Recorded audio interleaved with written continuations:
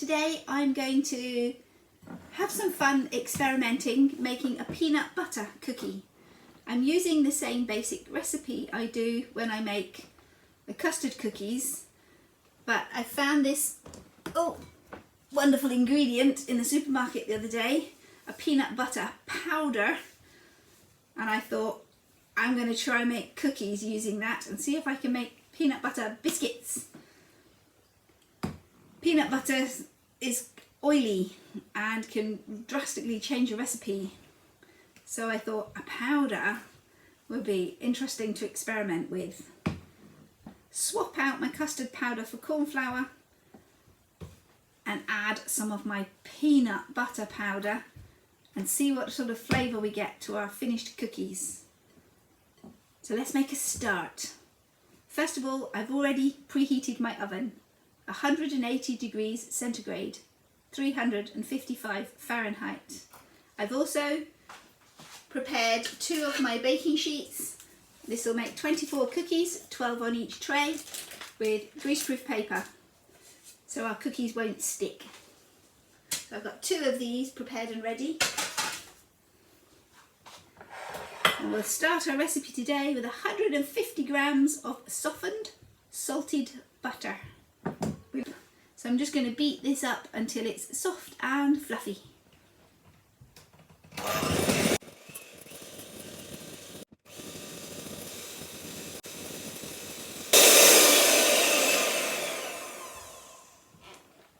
Just get myself a spatula, scrape it all back into the middle of the bowl.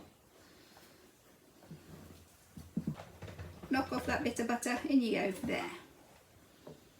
Now to our softened beaten butter, I'm going to add, I think, the icing sugar first. I don't think it makes a lot of difference. I have 60 grams of icing sugar, which I'm going to put through the sieve. Where's my spoon? It doesn't want to go through the sieve. Knock that into the bowl. There we go. 60 grams of icing sugar through the sieve, and any lumps that don't go through, throw them in the bin. I've seen quite a few things. They sieve the ingredient, there's a few crumbs left in the bottom, and then they tip them in the bowl. What was the point of sieving it if you're going to put the crumbs in anyway? Right, so to our 60 grams of icing sugar, I'm also going to put in our 75 grams of corn flour. That'll do. And sieve that in just like we did the icing sugar. Ooh, no crumbs in that, I don't think. Now I don't know if I can do this with a beater or not. I'm just going to puff mess everywhere. I've got flour to go in here yet, but I'll mix that with with my fingers, I think, like a pastry. Slowly, see what we get.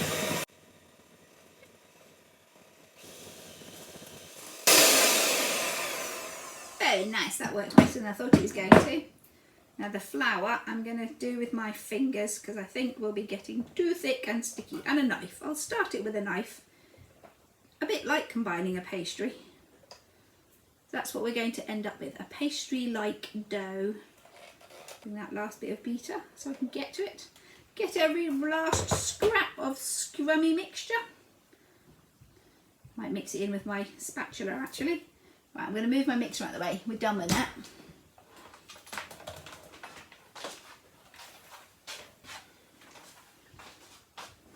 And to our nice fluffy mixture, I'm now going to sieve in plain flour. 140 grams of plain flour. I don't know if I'll do it all in one hit. I might do half now and half in a second. Let's put that bit in, mix it up, see how we do. I'm using my spatula to squish that into the softened buttery mixture that we've already got. It's getting too thick now to use the electric mixer on. It'll just all clog up. Again, we're aiming to get a dough, a pastry dough-like consistency. And we've got half the flour to go. Let's put the rest of it in.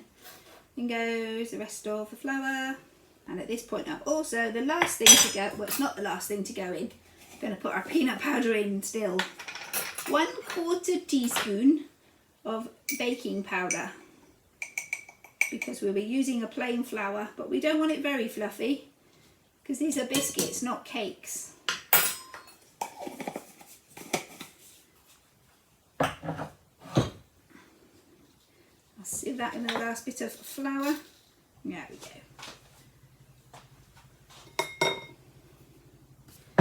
Squish this bit in. I think we're probably at finger ready time, to be honest. Getting there. Now one last most important ingredient, our peanut butter powder. I'm not sure how much I want because I've never made it with peanut butter powder before. I have used cocoa powder and I usually have about 2 heaped tablespoons. So I'm going to start with 2 tablespoons. Let's get a measure. We'll measure it accurately and see what we've got. Tablespoon.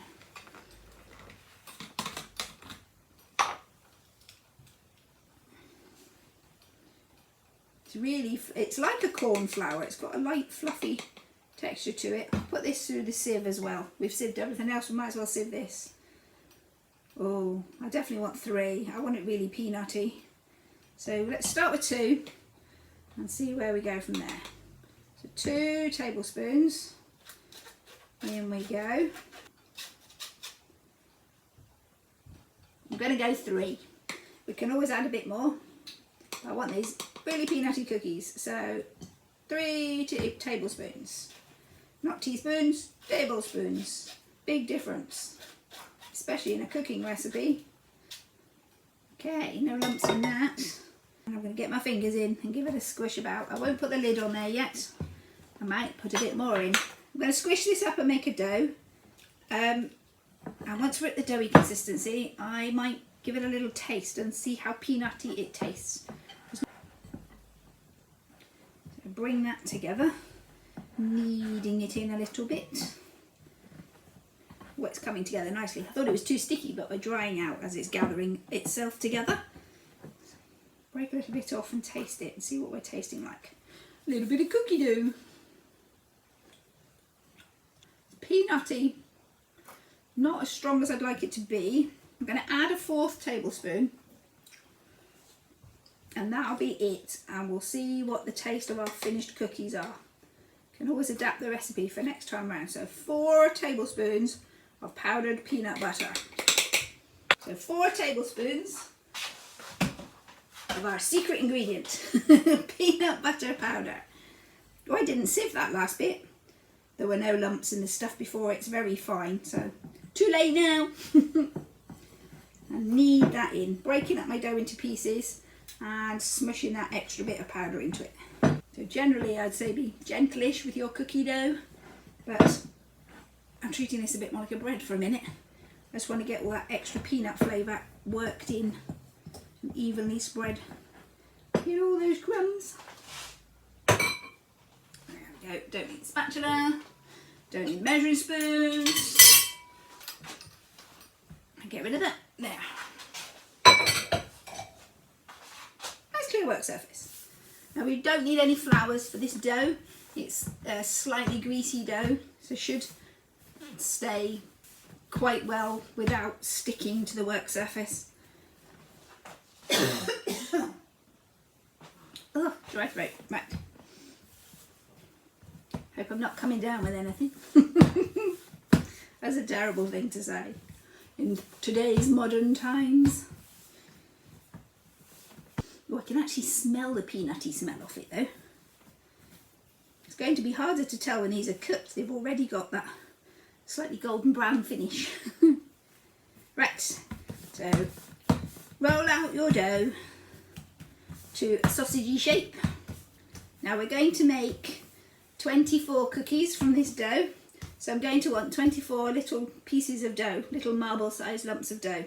In order to get to that point, we cut our sausage in half and take each half and roll it out again and cut that in half.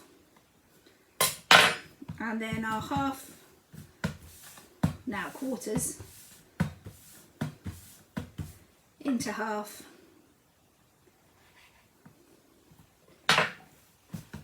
So I'm down to it. I've got a quarter piece here.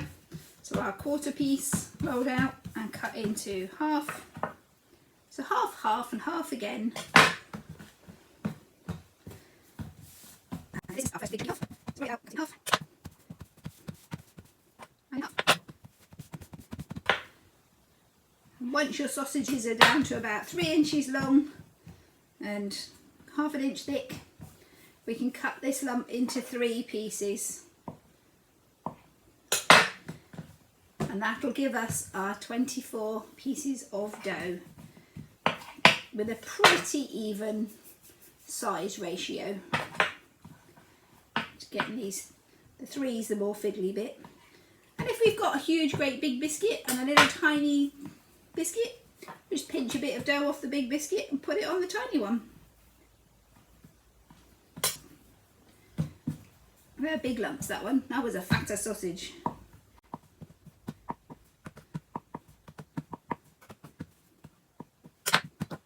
We should have 24 lumps of dough.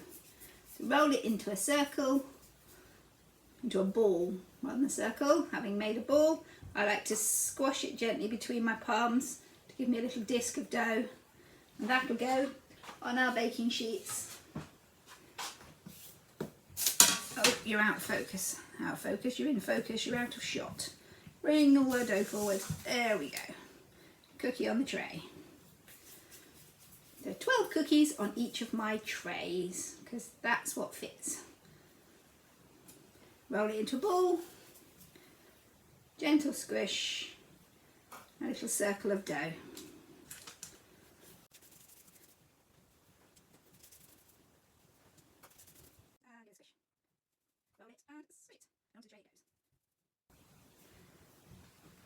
Now when we've got to that stage, I'll move these out of the way, we'll do those in a second.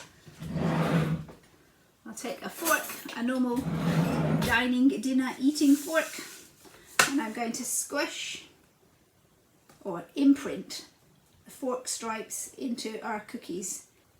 Normally for my custard biscuits, this is as far as I go, but with these peanut biscuits, I'm going to do my fork in the opposite direction as well, to create a little squarey pattern on the top. And then when I'm making custard biscuits, chocolate biscuits and peanut biscuits all at the same time, once they're cooked, it'll be easy to identify which biscuits have which flavour. Chocolate ones are obvious, they're chocolate coloured, and the custard ones are just a golden yellow. These peanut biscuits look quite similar in shade when I don't have the custard buns next to them to compare.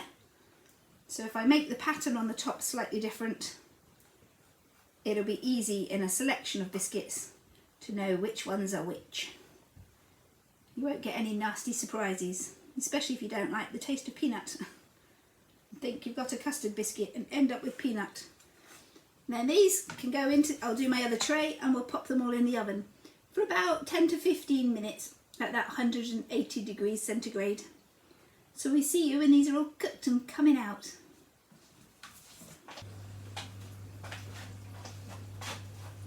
Hello, welcome back.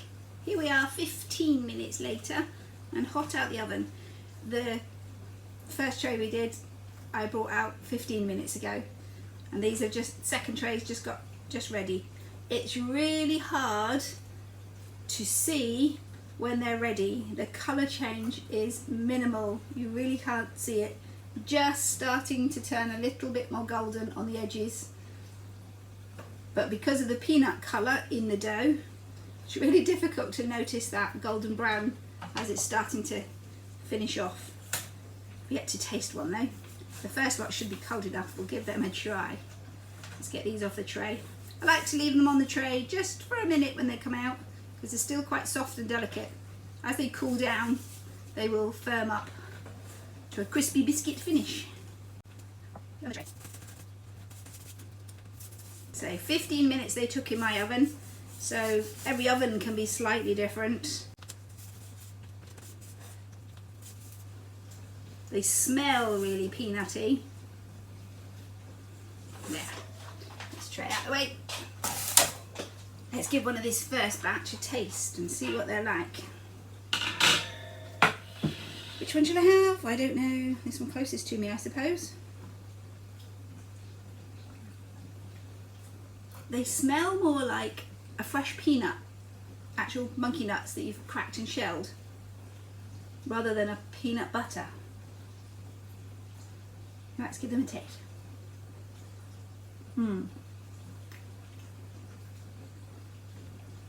I think they could happily carry a pinch of salt to really bring out a stronger peanut flavour.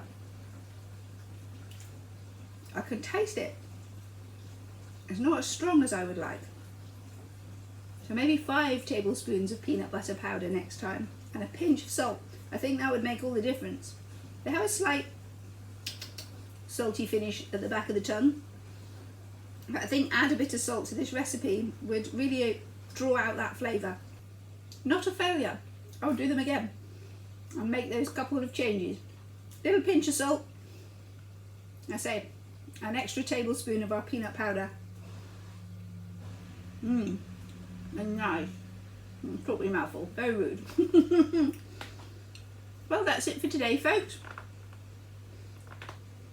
We'll see you next time. Whatever you're doing, have fun doing it. Bye.